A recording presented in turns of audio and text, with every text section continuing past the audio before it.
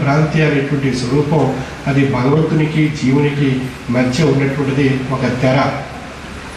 ఆ తెర తీసి దాటినట్లయితే ఈశ్వరుడు కనిపిస్తాడు. ఆ తెర ఆవలి రూపంలో ఈ జీవుడు ఉన్నాడు. అంటే ఆ మధ్యలో ఉన్నటువంటి ఆ తెరను తొలగించాలి. ఆ తెరను తొలగిస్తే అందరూ ఈశ్వరులు అయిపోతారు. ప్రతి మానవుడు ఈశ్వరుడిగా పరిగణిస్తాడు. అంటే ఆ తెర భ్రాంతి అనేటువంటి తెర తొలగించడమే కష్టము. ఇందాక మన సోదరులు చెప్పినటువంటి విషయంలో జీవుడు దేహము, జీవదేహ సహితమైనటువంటిదే ముక్తి అని చెప్పబడుతుంది.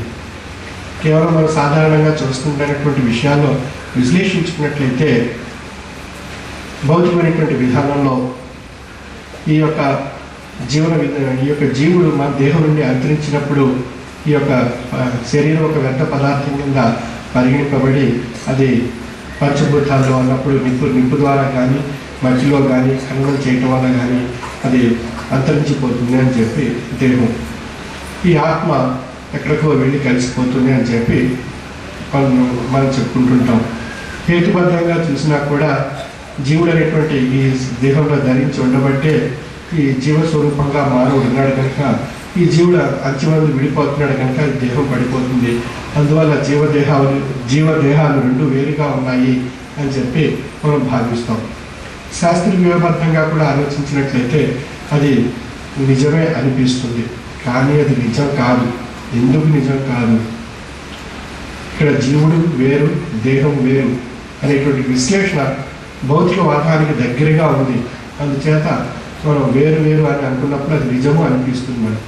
కానీ మనం తత్వంలో ఉండేటువంటి విషయం వేరు కాదు, అది ఒకటిగా ఉంది అని చెప్పి విశ్లేషించడం జరుగుతుంది. ఎలాగన్నప్పుడు ఒక చిన్న విషయం, కృష్ణ భగవాన్ యొక్క భగవద్గీతలో ఉండేటువంటి విషయాన్ని తీసుకున్నట్లయితే అణోరణ్యాన్ మహతోమయాన్ ఈశ్వరాత్మ, ప్రతి అణువు కూడా ఈశ్వర సన్నిహమైనటువంటి శక్తితో నిండి ఉన్నది. అణువు అన్నప్పుడు పదార్థ శక్తి మిశ్రితము, ఇక్కడ మానవుడు అన్నప్పుడు జీవము పదార్థ రూపంగా ఉండేటువంటి శరీరం, ఈ రెండు మిశ్రితమైనటువంటి జీవస్వరూపం మానవుడు. అంటే ఆ అణువు అనేటువంటి రూపంగా పదార్థ శక్తి మిశ్రితంగా ఉండేటువంటి అణువు ఏ విధంగా ఉందో ఆ అణువులో ఆ తేజస్సు ఉండబట్టి ఆ అణువు అంతా కూడా ఈశ్వర సన్నిహమైనటువంటి తేజస్సుగా ఉంది ఆ అణువులు అని చెప్పి మనం నిర్ధారించుకోగలుగుతున్నాం. మనం ఏదైతే ఇప్పుడు జీవము ఈ దేహాన్ని కోల్పోతుందో ఆ కోల్పోయినటువంటి ఈ జీవి స్వరూపంగా ఉండేటువంటి అణువు మరొక అణువులో ప్రవేశించడానికి అక్కడ ఆస్కారం లేదు. ఇందువల్లనప్పుడు అన్ని అణువుల్లో కూడా ఆత్మస్వరూపమైనటువంటి తేజస్సు నిండి ఉన్నది. మరి ఈ అణువులో ఉన్నటువంటి ఈ జీవం అనేటువంటి స్వరూపం మరొక అణువుని ఆశ్రయించడానికి అవకాశం లేదు. ఉదాహరణకు ఒక గ్లాసులో నీరు తీసుకుని ఆ గ్లాసులో మనం నీరు నింపినట్లయితే ఆ గ్లాసు ఒక పదార్థం కిందను ఆ నీరు అనేటువంటిది ఒక ఆత్మగా పరిగణింపబడుతుంది. అలాగే అన్ని గ్లాసులు కూడా ఆ నీటితో నింపబడి ఉన్నాయి.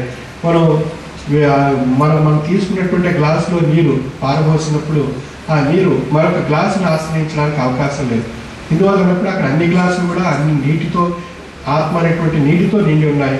మరొక గ్లాసును ఆశ్రయించడానికి ఆ నీటికి అవకాశం లేదు కనుక అక్కడ అణోరణ్యాన్ మహతోమయాన్ ఈశ్వరాత్మ, అంటే ప్రతి అణువు కూడా ఈశ్వర సన్నిహమైనటువంటి తేజస్సుతో నిండి ఉన్నది కనుక ఈ యొక్క అణువు ఈ యొక్క ఆత్మ అనేటువంటి స్వరూపం ఎక్కడ ఉంది అని ప్రశ్నించుకున్నట్లయితే మళ్ళీ ఇది అణువు ఈ యొక్క తేజస్సు మళ్ళీ ఆత్మస్వరూపమైనటువంటి తేజస్సు మళ్ళీ ఆ పాత గ్లాసులో ఆ నీరునే ఆ యొక్క పాత గ్లాసునే ఈ నీరు ఆశ్రయించవలసి ఉంది.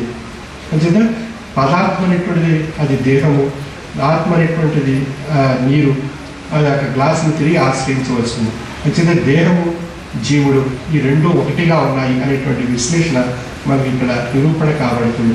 అంటే దేహాన్ని విడిచి జీవుడు లేడు, జీవుని విడిచి దేహం లేదు, జీవదేహములు రెండు ఒకటిగా ఉన్నాయి అనేటువంటి విశ్లేషణ ఈ యొక్క చిన్న ఉదాహరణ ద్వారా మనం నిర్ణయించుకోగలుగుతున్నాం. అంచేత ఈ జీవదేహములు ఒకటిగా ఉన్నాయి, మరి ఏ విధంగా ఒకటిగా ఉన్నాయి అని చెప్పగలుగుతారు అనేటువంటి ప్రశ్న మరొకటి మనకు ఉద్భవిస్తుంది. ఉదాహరణకు మరి తల్లి గర్భంలో అండము పిండంగా మారి అది జీవసహితంగా ఉంటుంది. తల్లి గర్భం నుండి ఆవలిగా వచ్చినప్పుడు భూపత్రమై శిశువుగా ఆవిర్భవించినప్పుడు అది జీవరూపంగా ఉండేటువంటి మానవుడిగా శిశువుని గుర్తించడం జరుగుతుంది. ఎప్పుడైతే ఈ తల్లి గర్భంలో ఉండేటువంటి అండము ఈ పిండంగా ఉంది, ఆ పిండం అక్కడ జీవాన్ని కోల్పోయినట్లయితే ఆ తల్లి గర్భంలో అది శిశువు రూపంగా బయటికి వచ్చినప్పుడు, ఈ పిండం శిశువు రూపంగా బయటకు వచ్చినప్పుడు ఆ పిండంలో జీవం లేకపోవడం చేత ఆ శిశువు మృత కళేబరంగా ఉంటుంది, అది జీవం లేనటువంటి శిశువుగా ఉంటుంది. మరి పూర్వం ముందున్నటువంటి విషయంలో తల్లి గర్భం నుండి వచ్చినటువంటి రూపం అది జీవంగా ఉండి మానవుడికి ఆదరించాడు. ఎప్పుడైతే పిండం లోపలి జీవం లేకుండా శిశువుగా ఈ ఆవులి రూపం భౌతిక విధానానికి వచ్చినప్పుడు అది జీవం లేనటువంటి శిశువుగా పరిగణింపబడుతుంది. అంటే ఆదిలో ఉండేటువంటి విషయాన్ని గమనించినట్లయితే ఆదిలో జీవసహితంగా ఉంది, తల్లి గర్భంలో జీవము దేహం అనేటువంటి జీవసహితమైనటువంటి రూపంగా ఉంది. తల్లి గర్భం నుండి బయటకు వచ్చిన తర్వాత కూడా అది జీవసహితమైనటువంటి స్వరూపంగా ఉంది. చివరికి మృత్యు అనేటువంటి స్వరూపం వచ్చేసరికి అందులోటువంటి జీవుడు వేరు దేహం వేరు అనేటువంటి రెండు భావాలుగా విడిపోతుంది. అదే ద్వైతము అని చెప్పబడుతుంది. ఆ ద్వైత భావం వచ్చి మనలో ఒక భావం జీవుడు వేరు దేహం వేరు అనేటువంటి రెండు విషయాలుగా విడిపోతుంది. కానీ ఆదిలో ఉండేటువంటి విషయాన్ని విశ్లేషించినట్లయితే జీవదేహాలు రెండు ఒకటే, జీవసహితమైనటువంటి రూపం ఆదిలో ఉండి అది చివరకు మృత్యు అనేటువంటి స్వరూపం వచ్చేసరికి రెండు వేరు అనేటువంటి విషయంగా భౌతికవాదాలు మనకు కనిపిస్తున్నాయి. కానీ అది ఆదిలో ఉండేటువంటి విషయాన్ని మనం విశ్లేషించుకున్నట్లయితే అది జీవసహితంగా ఉండేటువంటి రూపము ఒకటే, జీవుడు దేహము అనేటువంటిది ఒకటిగా ఉన్నాయి అనేటువంటి విధానం మన నిరూపణ కాబడుతుంది. మరి ఈ జీవుడికి దేహానికి మధ్య ఎవరు వచ్చారు అన్నప్పుడు భ్రాంతి వచ్చింది. ఎలా వచ్చింది భ్రాంతి అన్నప్పుడు జీవసహితమైనటువంటి రూపం పిండంగా ఉండి శిశువుగా తల్లి గర్భం నుండి బయటకు వచ్చినప్పుడు అప్పుడు వచ్చి రాగానే ఆ యొక్క జీవుడు గాలిని పీల్చుకుని ఊపిరి రూపంలో విశ్వాస రూపంలో గాలిని స్వీకరించి ఏడవటం మొదలెడతాడు. ఏడ్చినప్పుడు అతనిలో ప్రాణం ఉంది అని చెప్పి వైద్యుడు గమనించడం జరుగుతుంది. అప్పుడే భ్రాంతి ఆవహిస్తుంది.